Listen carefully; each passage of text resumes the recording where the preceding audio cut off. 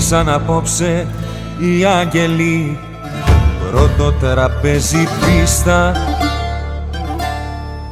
Ν' ακούσουν ήθελαν κι αυτοί αυτόν τον νέο αρτίστα.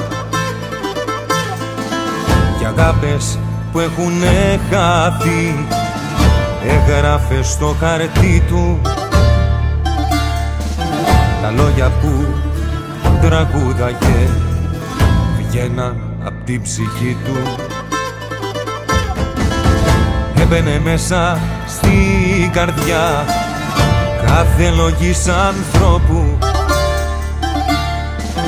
του καθενού το πρόβλημα το έκανε δικό του. Τραγούδια για τον πόνο τους θα βάλει καρνιτούρα, γιατί και στον παράδεισο γουστάρουνε καψούρα. Ένα βαρύ ζεμπέκικο στον Χάροντα χορεύει και με τα χέρια του ανοιχτά από ψηλά μας βλέπει. Γι' αυτό κι απόψε ο άρχοντας δεν θα είναι στο σανίδι, τον ζήλεψαν οι άγγελοι και θέλαν παντελίδι. Η μάνα του φώνασε «Γύρνα παιδί μου πίσω». Της είπε «Μάνα δεν μπορώ αγγέλους να λυπήσω, δυο λόγια έχω για να πω, εφεντικά στο χάρο, να παίξω θέλω και σ' αυτόν τραγούδια που γουστάρω».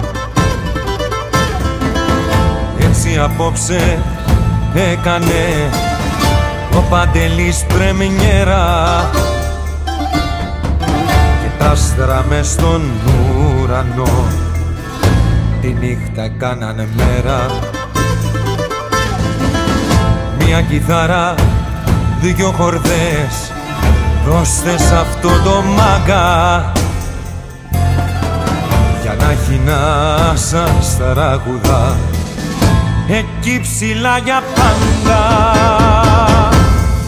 Ένα βαρύ ζεμπέκικο στον Χάροντα χορεύει και με τα χέρια του ανοιχτά από ψηλά μας βλέπει.